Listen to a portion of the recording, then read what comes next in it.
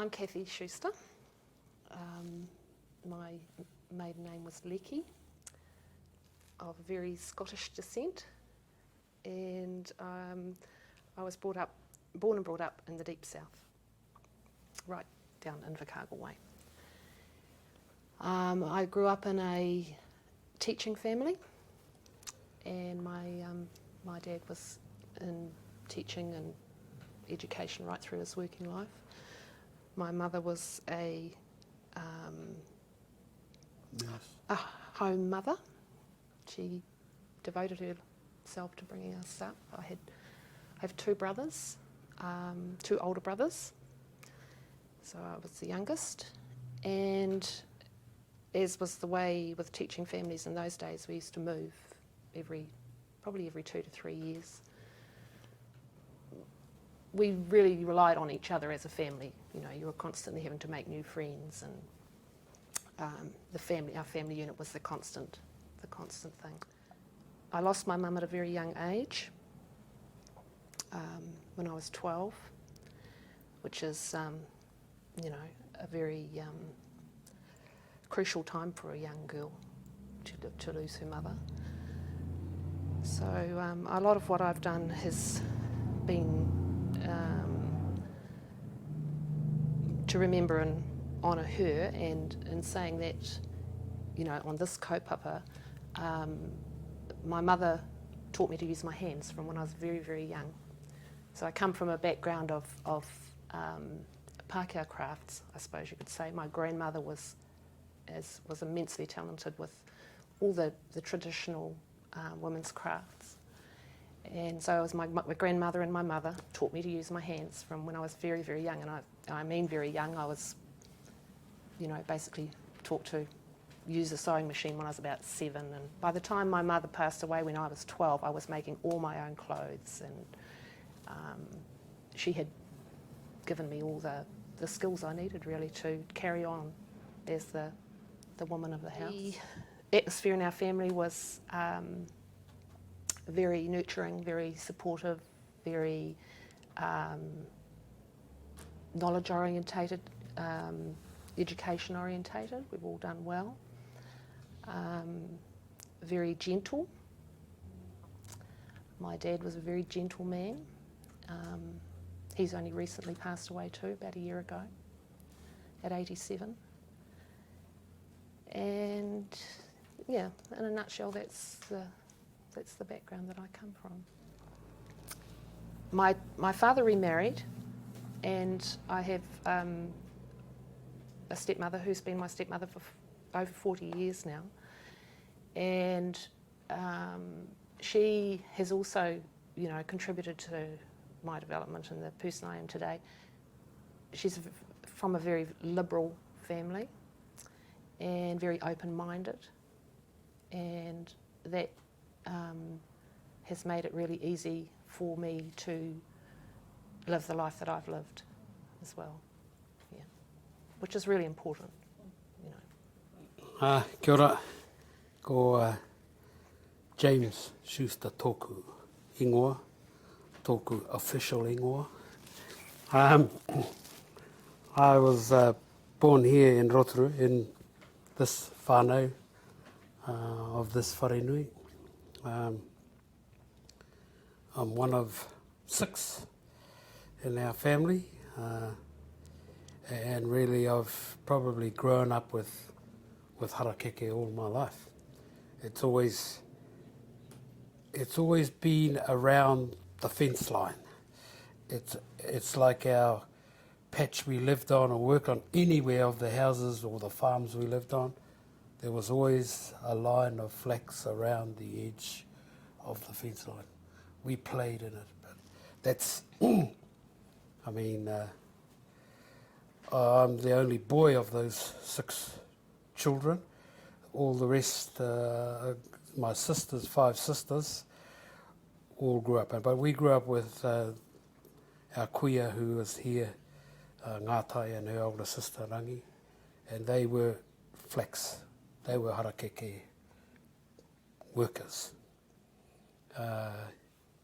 Mainly, what I remember first of all was pupu. Pupu was because they were all in the early form of kapahaka. There was always piu hanging on our clothesline. Sometimes our clothes were hung in amongst the piu or the drying strands ready to make piu.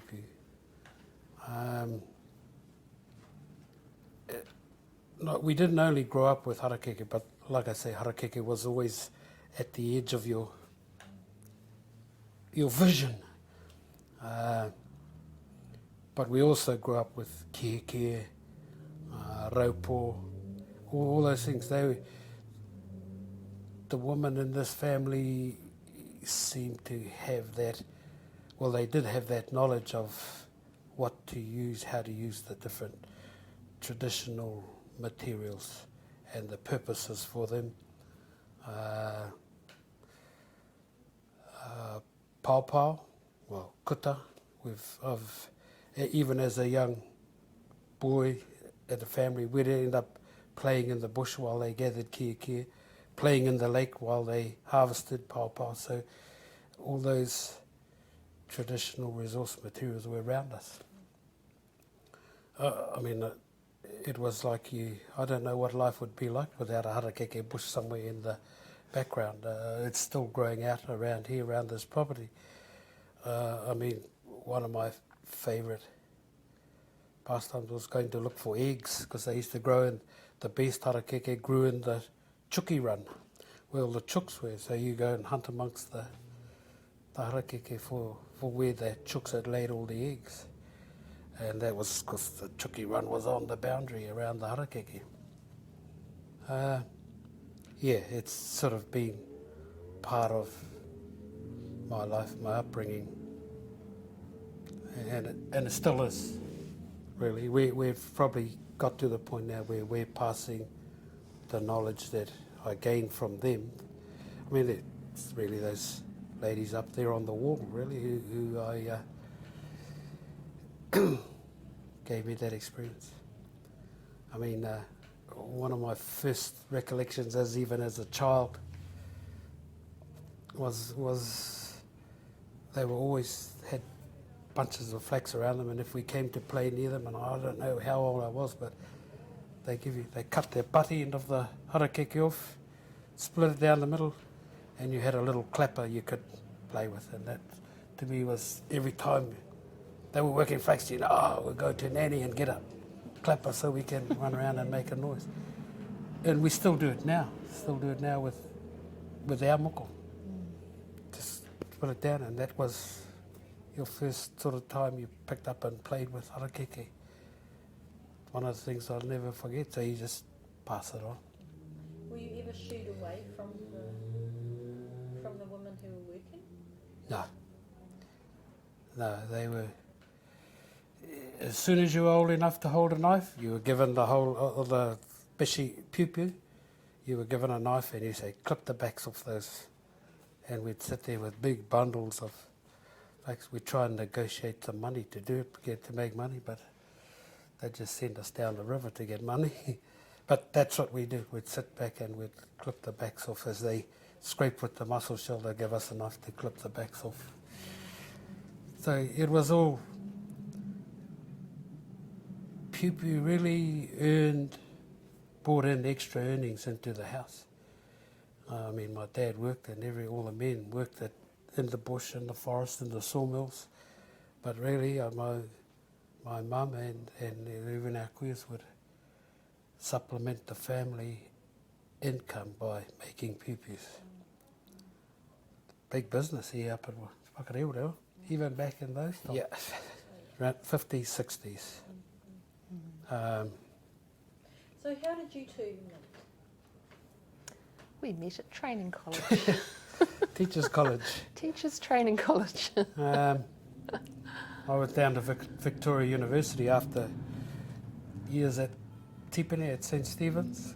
My older half-brother went up there, and so I followed him up there. I think it was just good to get away from 5 sisters, house full of women.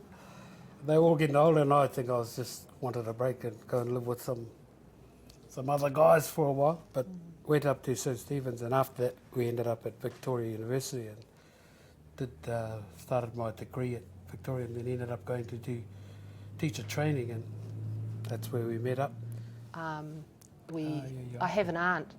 One of my dad's younger sisters married Cliff Whiting, and so from a young age we would go to their place for holidays. And I mean, Cliff was prolific with his artwork, and their house was just this magical place which was, you were just, it was just amazing as a young child. And I think all those sort of images were quite familiar to me, even at that age. So I was always interested. I was always excited by it. And Cliff used to let us play in his workshop, create in his art studio with my cousins. And so when I went to training college, I grabbed the opportunity to join the Māori club and to do Māori studies, and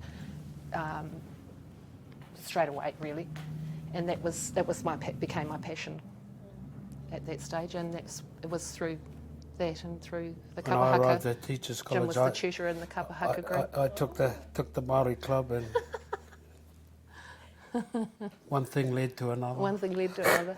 Over some time, I must say, it was But we had probably a couple of years. We were really good friends before we, became an item. our lecturer at Teachers College then was Steve O'Regan. He was just plain old Steve O'Regan. And now he's Sir Tipene O'Regan, but he sort of encouraged us and took us on a lot of field trips around the Motu, really. Yes, we went all around the country. It was discovered amazing. a lot of other out-of-the-way places, and he sort of fostered, I suppose, that that bringing it into your teaching, all you've learnt, all your knowledge, teach it to kids, especially Māori kids. So and I think probably my first weaving experiences were here at Whakarewarewa, actually. I just remember one particular day down in front of Wahiao. Tuhoro. No, it was Wahiao, Wahiao when we were that's right, staying yeah. in Wahiao. And Emily had come down because Jim was with the group and had, introduced some weaving. And I remember being so overawed by the prospect of being able, of perhaps learning to weave, that I couldn't even do it that day. I couldn't even pick up the harakeke. I was too emotional about it. But I always remember Liz Hunkin being there that day. So what was that emotional thing about it? I'm not sure. I think it was... Fear of my mother. No, it wasn't a fear. It was more of a Healthy deep respect. Yeah. And was it the right thing to do? And would I be accepted? And and as it turned out, there was a long journey for me. But it took a long time to, I think, earn her trust. I felt I needed to earn the trust that I would do the right thing with the knowledge. But once she got to know me a bit better, and 1 year earlier teachers too, there was Edna, eh? Edna was Edna that taught me first. Tāneko. She taught me to do tāneko. That was the very first thing I learnt to do. Yeah. Then we got into making piu-piu, and that was how we just carried on what they had always done, and that was how we helped to pay for our education, our university education. We came home one Christmas and we just made piu-pius. We lived up in the village and learnt to make piu-piu. The finer art. I mean, I remember I knew how to clip the backs off, but the finer art things that we've always watched them do, we learnt. We actually learnt it together, which was interesting, So and we had this system where Jim would do certain things and I would do certain things, certain parts of the process. And it wasn't until years later, really, that when Jim got really busy with work, and that I started doing most of it, myself. Yeah. But So there's a strong teamwork. Yeah. Oh, very much so. Early days, Very yeah. much so. Neither of us would have been able to do the whole thing without the other. But do you think you learnt lots of things about each other that you may not have learnt if you weren't working so closely together? Oh, Yeah. I'm sure we did. Yeah. I'm sure we did. And I think that, you know, in those early days, that teamwork and that building up that teamwork and that trust, it must have contributed to the teamwork of bringing up children together, you know, very much so. Yeah, yeah. On a basis, when I'm out in the paharakeke, particularly, it's more at that time when I'm cutting, I think about my mentors, my teachers. I think about Emily all the time. I think about Jim's grandmother, Ngātai. She was, when I was this very green 18-year-old, as I was, you know, trying my hardest to fit in and to, you know, be accepted. She was the one who used to sit beside me, and she would pick up my harakeke. And I remember at that stage, nobody else, sometimes the others didn't really like her coming and doing their harakeke because she'd make a bit of a mess of it. She was very elderly at that time too, and arthritis and a bit rough, you know. But I didn't mind at all. I can remember sitting at Rotoiti. We used to go out there when she was staying out at the Batch where Edna and where Bob's been living. We'd sit under the tree out there, and she would sit beside me, and I think enjoy the company. And then every now and again she'd do something like she'd suddenly show me how to add muka in to make your mukas thicker at the top. So that's where I learnt to. So if your muka's a bit thin at the top on a pupu, it's better if you've got thick muka because you don't need so many pairs for your waist size, and it's stronger, of course. And she showed me how to, and I've never forgotten that. She showed me how to do that, and I always, you know, treasured those little moments when somebody would give me something without me asking, if you know what I mean. I learnt very early on not to ask too many questions. One question would be enough at once, and it was better to learn just by sitting quietly and observing and watching, and then, you know, the teacher would say something, and then, you know, you'd know that the acceptance was there. I think I remember one time she was saying how when your middle was too tight, and she showed you how to do it, make it so it was loose, so it was thicker. Softer Softer, as well. Yeah, yes, little things like that, you know, how to vary your middle. I mean, you know, it takes time to learn some of those things. But, I think about them, and I think about all the queer in general. You know, I don't have faces for all of them, but I know that they've been there. Yesterday, we were down the East Coast, and we've been down a few weeks ago, and I discovered the paharakeke down there, just absolutely amazingly incredible, you know, and they're not being used. Very few of them are actually being used. And I talked to the kaumātua at the marae we were at then, and he said, "Oh, help yourself." So I didn't feel I could do it the first time we were there, but when I knew Jim was going again, I went again. And we cleaned these huge bushes. Oh, it's long, right? Long bushes, lovely muka. But all I could think about was the queer who used that harakeke, you know. And just in your own way, you talk to them, and, you know. I'll look after your harakeke.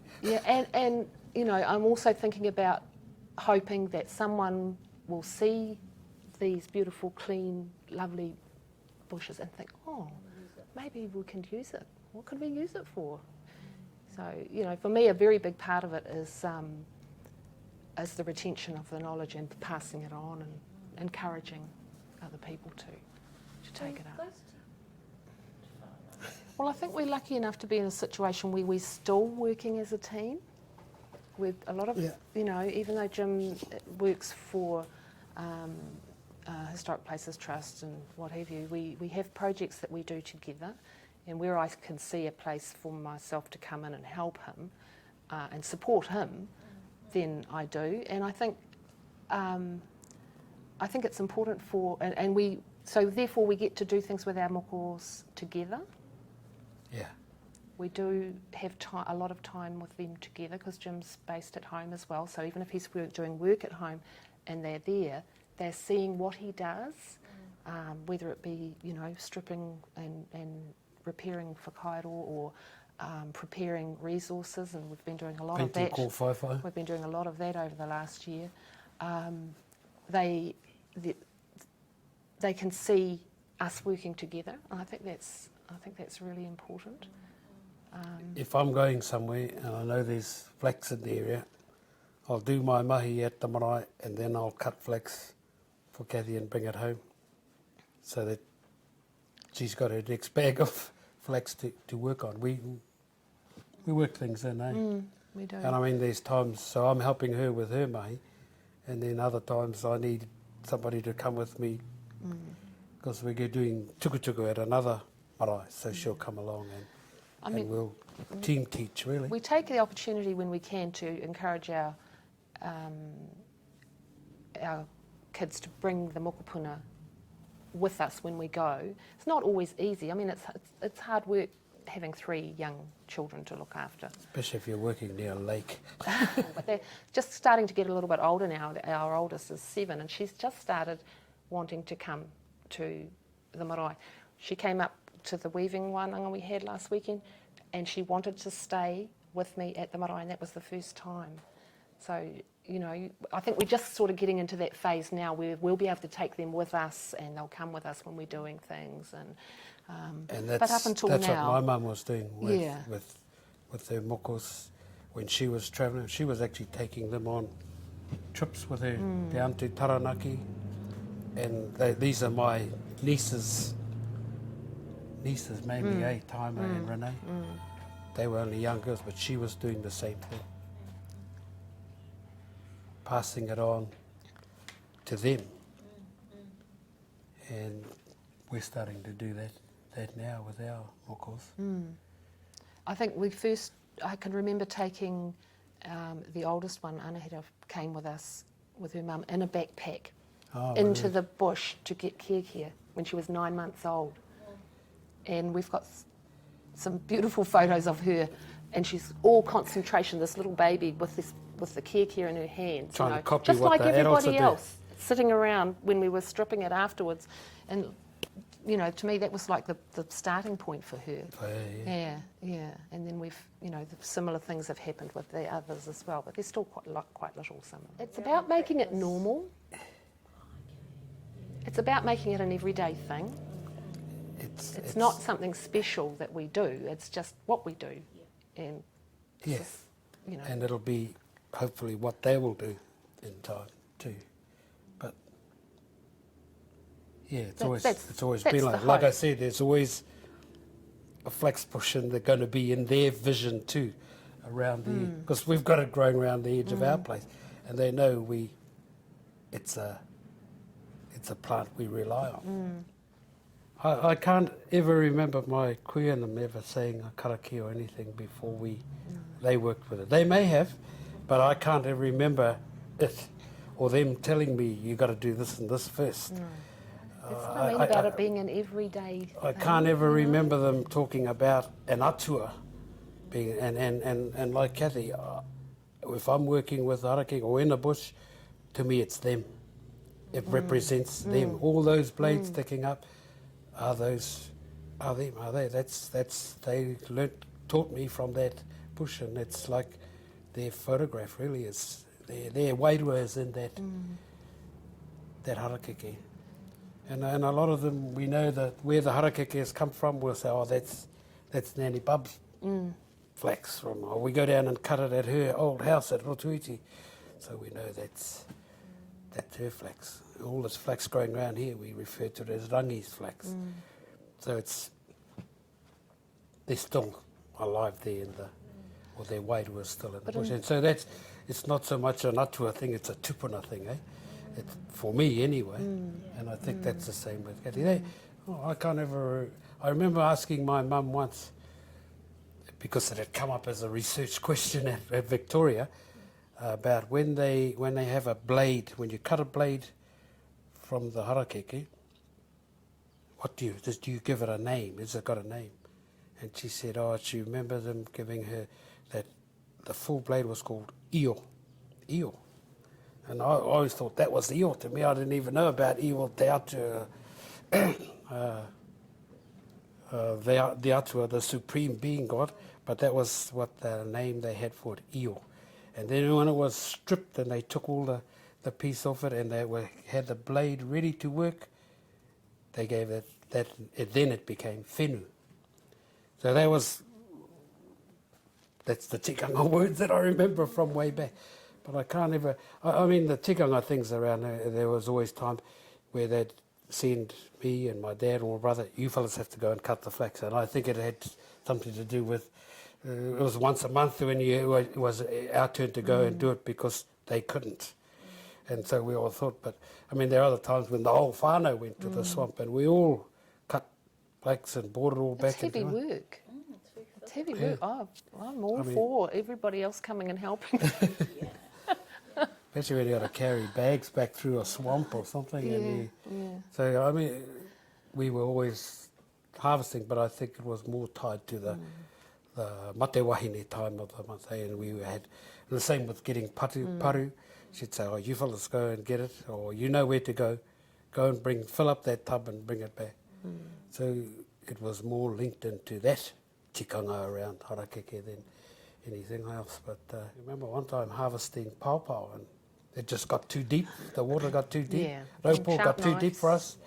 And we were sent to go and play, so we were quite happy to go and play. But other times they said, yeah, you pass it up to them up on the bank, or you pass it. You were in the chain, the chain gang. The men the taller fellas would bring it to the edge of the creek, and then you carried it up Well, the we bank. had that situation ourselves earlier this year. We were just- harvesting a lot of raupo and we took the muckles out with us and Yeah. some other kids one day. But we were on a steep bank and the men were, or the cutters down in the creek were passing these big bundles of raupo up to us and we were heaving them across and doing a bit of a chain gang to the trailer. And our little boy muckle was playing on the bank, wasn't he?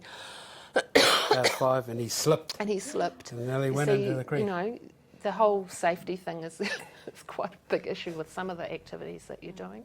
And he got a fright. He was fine, but Yeah. and we got a fright. Yeah, yeah. Yeah. I was just going to go back to the harvesting of the harakeke and relating it to the whānau. And I do, when I'm harvesting and taking off those outer leaves and leaving the centre 3, I always think about that, the mama and the mama and the papa and the pepe in there. And occasionally on those occasions when you do have to take that third one off, always feel really bad. Always talk to it's okay, you'll be all right.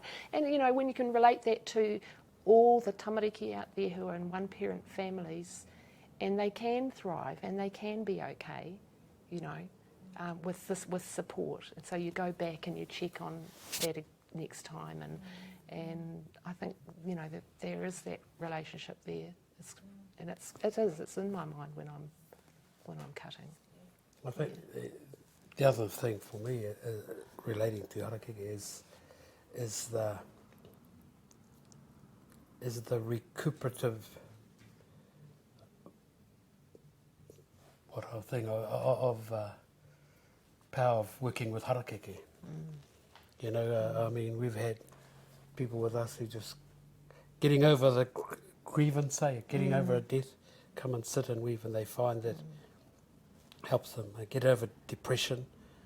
And if they're a parent, then that's got to add to their parenting if they are healthy, body and mind healthy.